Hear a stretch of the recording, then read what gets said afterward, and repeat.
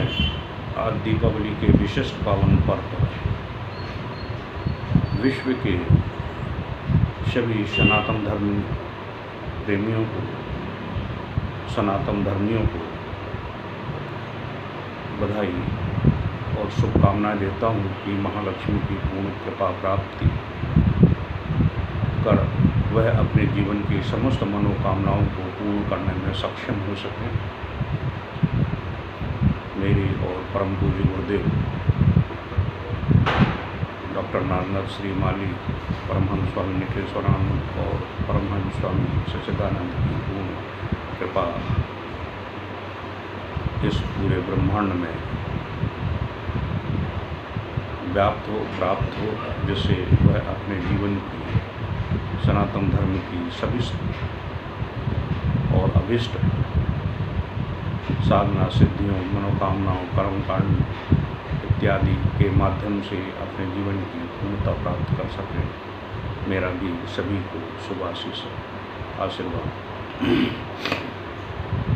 आज दीपावली के विशिष्ट पावन पर्व पर मैं एक विशेष चिंतन के रूप में आपके सामने प्रस्तुत हो रहा हूँ, जो बहुत ही महत्वपूर्ण है।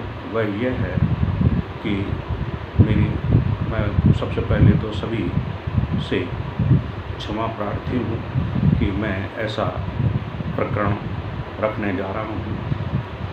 अगर किसी को किसी प्रकार का बुरा या किसी प्रकार की ठेस या किसी प्रकार की मन में कोई भावना हो, उसके लिए मैं पहले ही क्षमा प्रार्थी हूँ।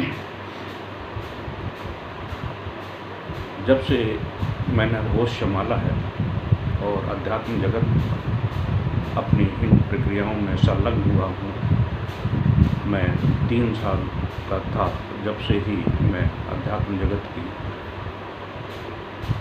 कृपा और साधना सिद्धियों से अवसिक्त होकर अपने जीवन को क्रियान्वित करने की प्रक्रिया में लगा रहा हूँ। वर्तमान समय में मैं ये देख रहा हूँ, खासकर दीपावली के विषय में चर्चा करना चाहूँगा कि मैं ये देखता हूँ कि हमारे सनातन धर्मी जो हैं वह बहुत समय से एक ये जो व्यवस्था अपना रहे हैं, उस व्यवस्था में वह पूर्ण रूप से अपनी विचारणीय स्थिति को नहीं रखते हैं, चिंतन नहीं रखते हैं, उसके परिणाम का चिंतन नहीं रखते हैं। जब परिणाम का चिंतन नहीं रखते हैं तो किए हुए कृत्य यानी किए हुए कार्य मनुष्य को सफलता देने की बजाय कभी कभी अहित भी करने के लिए वह प्रक्रियाएं संपादित हो जाती हैं, जो न चाहते हुए भी करते हैं। वह चाहते हैं कि शुभ हो, परंतु कभी कभी उसके अशुभ फल भी प्राप्त हो जाते हैं। जैसे उदाहरण के तौर पर मैं एक बात कहूँ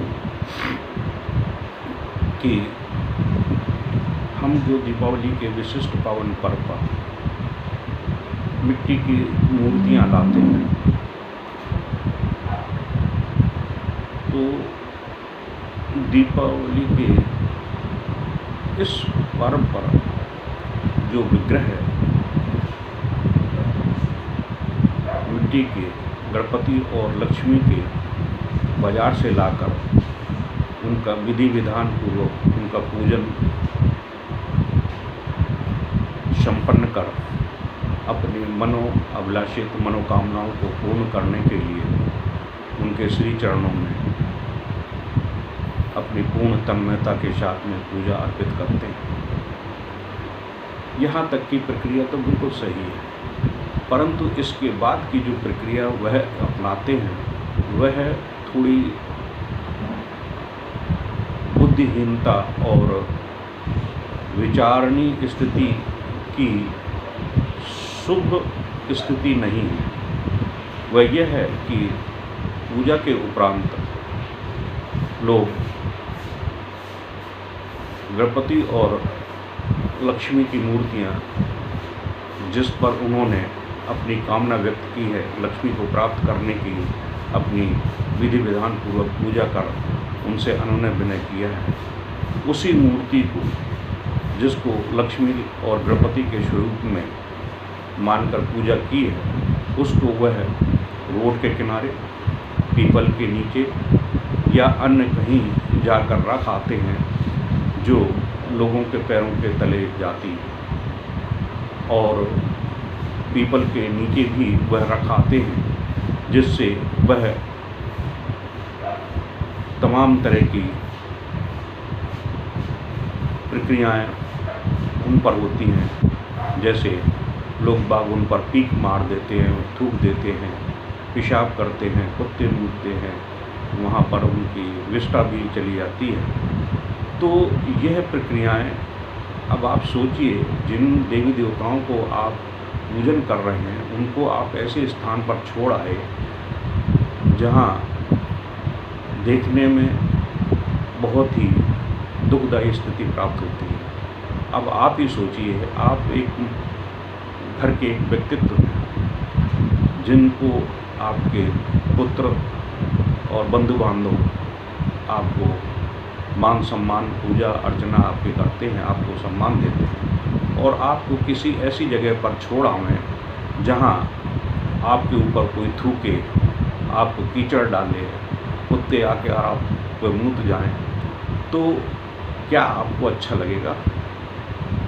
आप इसी प्रकरण को आप देवताओं को और देवी देवताओं को मानिए कि क्या जिन लक्ष्मी की आपने पूजा की है उन लक्ष्मी को आप ऐसी जगह छोड़ आए हैं, तो क्या वह आपको शुभ फल प्राप्ति प्रदान करेंगे? कदापि नहीं, उसका नुकसान ही आपको होगा। इसलिए मैं आज विशेष चिंतन आपको देना चाहता हूँ कि जो सनातन धर्मी दीपावली के विशिष्ट पावन पर्व पर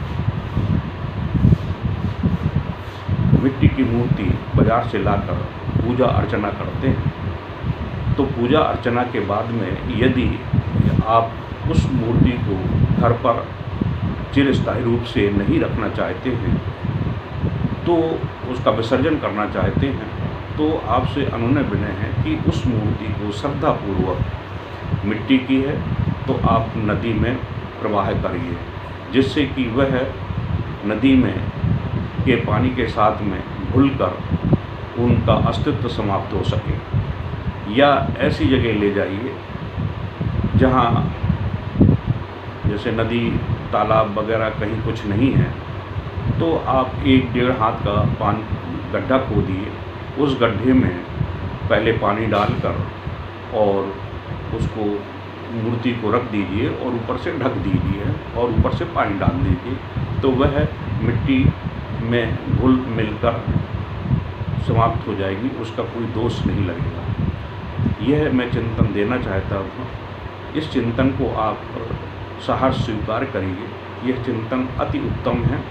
इससे जो अन्य धर्म के लोग हैं जो मूर्ति पूजा का विरोध करते हैं, उनका यहाँ तक कुछ सोचना कहना सही है कि जिन हम देवी देवताओं की पूजा करते हैं उनको पैरों तले डालते हैं। मूर्तियाँ हैं, चित्र हैं जिनकी हम पूजा अर्चना करते हैं, उनको उठाकर पीपल के नीचे या अन्य कहीं रास्ते में डाल आते हैं। ऐसा कदापि न करें। ये हमारे सनातन धर्म का अनादर है, हमारे देवी देवताओं का अनादर है। आप अनादर मत करिए।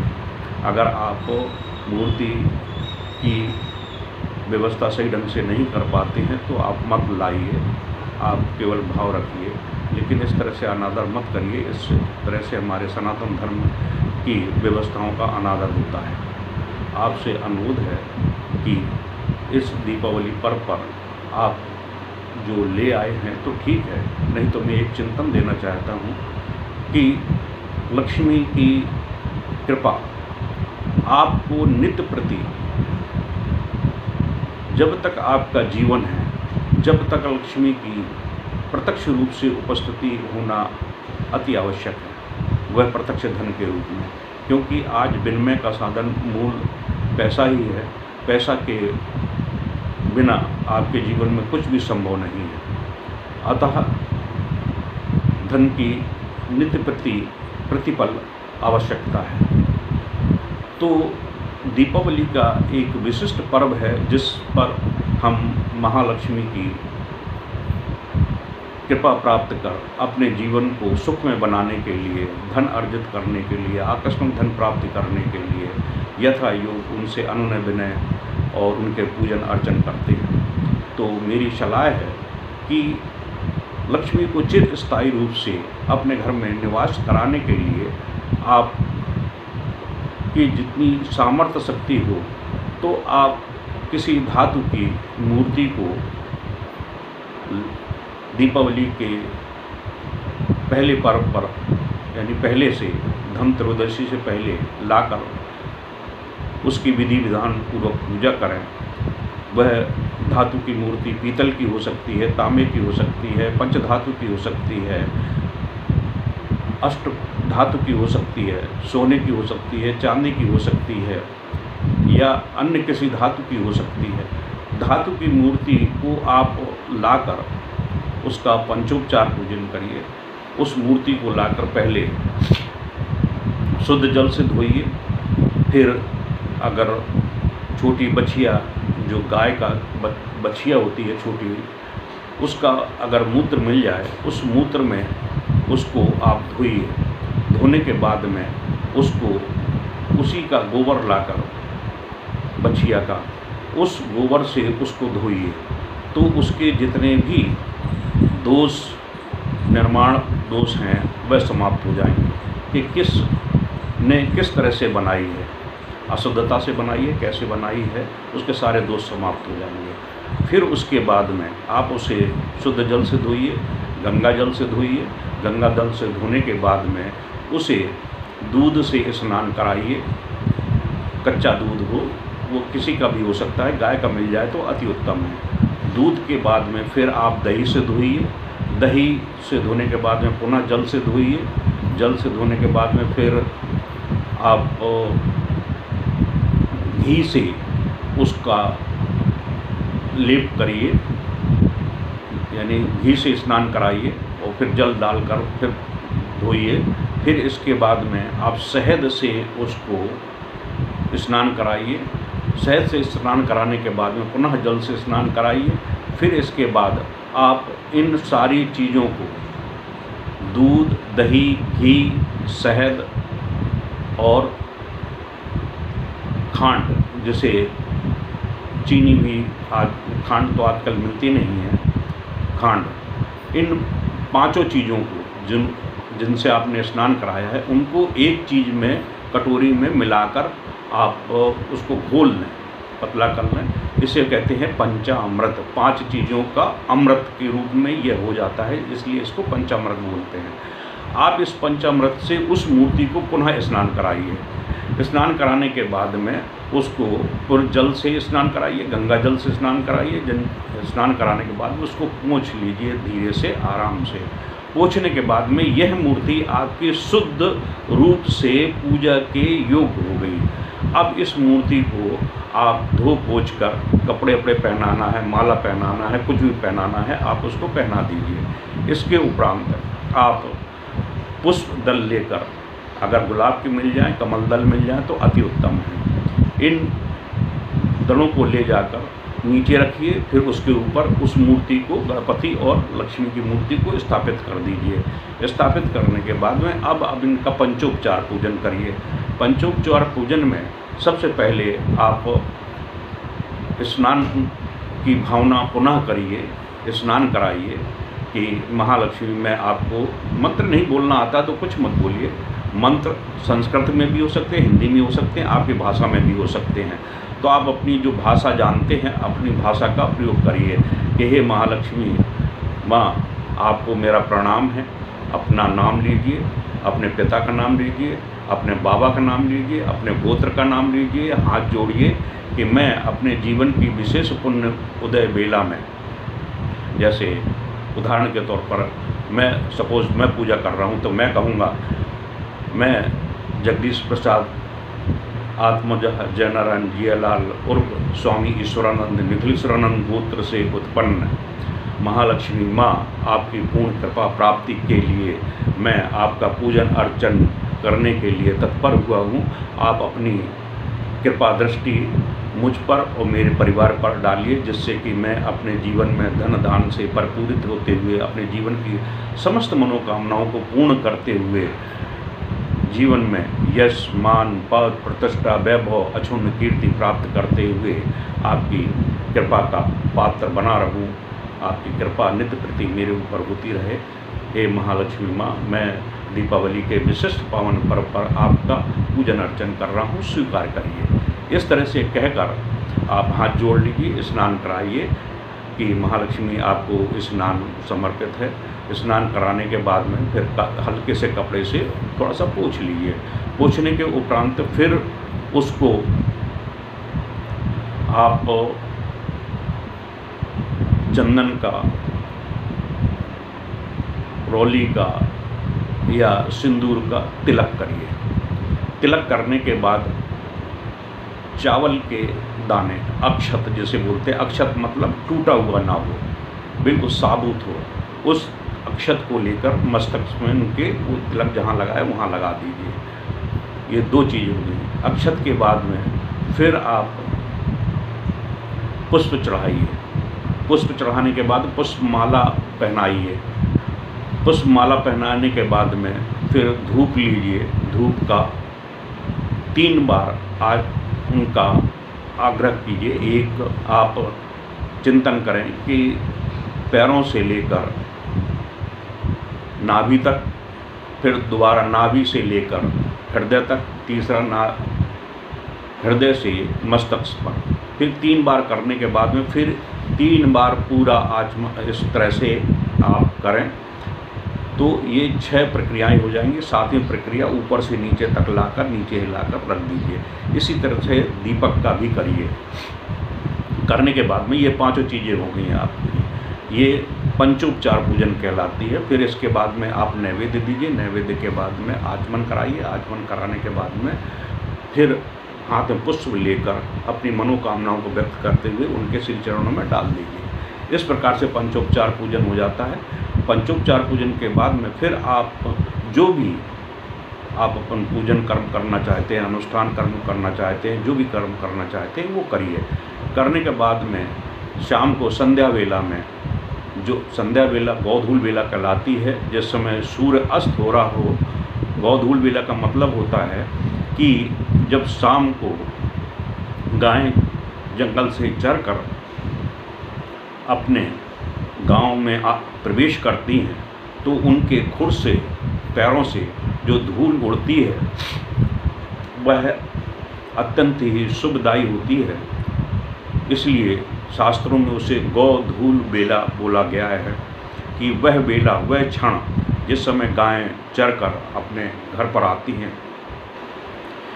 तो उस समय लक्ष्मी का पूजन की व्यवस्था करनी चाहिए। क्यों?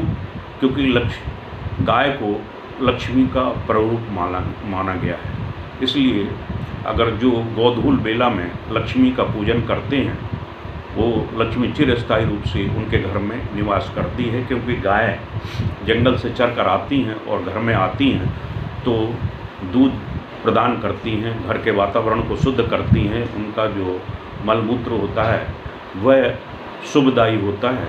वह उस आंगन में करती हैं जहाँ दुख, दारिद्र्य और कष्ट का निवारण हो जाता है। क्योंकि गाय के शरीर में ब्रह्मांड के सभी देवी देवता निवास करते हैं। तो वह गोधूल बेला में यदि आप पूजन करते हैं तो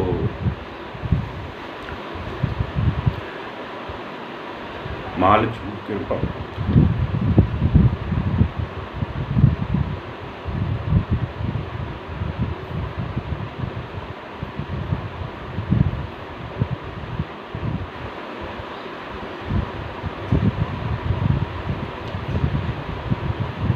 इसी वजह से वीडियो नहीं बनाता हूँ। मेरी समर्पण स्थिति माँ के श्री चरणों में चली जाती है और मैं बोल हो जाता हूँ। एक साधक की विशेष प्रक्रिया होती है, माँ की विशेष प्रक्रिया होती है, इसलिए मैं वीडियो बहुत कम बनाता हूँ गुरुदेव के या अपने इष्ट देवी देवताओं के वीडियो बहुत कम बनाता हूँ, क्योंकि मेरी समर्पण स्थिति इतनी ज़्यादा हो जाती है कि मैं वीडियो नहीं बना पाता। तो आप सब इस प्रकार से गोधूल बेला में आप महालक्ष्मी का पूजन करिए। महालक्ष्मी आपको प्रत्यक्ष रूप से आपको लाभ प्रदान करेंगे। और मैंने जो मूर्ति के संबंध में व्यवस्था बताई है उसको आप निश्चित रूप से करें। मैं आज अपनी दिव्य शक्ति का प्रयोग करते हुए परम पूज्य गुरुदेव डॉक्टर नरेंद्र श्री माली परमहंस स्वामी सच्चिदानंद, जो इस सनातन धर्म के आदि अनंत मूल हैं, स्वामी सच्चिदानंद जो पार ब्रह्म परमेश्वर के रूप में अपने स्वरूप में विद्वान है। गीता में भी कृष्ण स्वामी सच्चिदानंद के रूप में अपने आप को स्थापित प्रतिपादित करने की व्यवस्था ज्ञापित की थी। आज मैं सिंह लग्न की विशेष बेला में महालक्ष्मी की पूर्ण कृपा आप सभी को प्राप्त कराने के लिए लाइव रूप से प्रस्तुत होऊंगा। जो मेरे शिष्य हैं वह चैतन्य रहें और मैं दिव्य शक्तिपात के माध्यम से आप सभी को अवसिक्त करने की चेष्टा कर रहा हूँ। मैंने फेसबुक पर भी वह चीज़ डाल दी है, तो आप पूर्ण चैतन्य होकर सिंह लग्न बेला का इंतजार करिए। आपको लक्ष्मी की प्रत्यक्ष अनुभूतियाँ कराने में जो व्यवस्था होगी करने की कोशिश करूँगा। आप सभी को दीपावली की शुभ आशीष आशीर्वाद। जय गुरुदेव।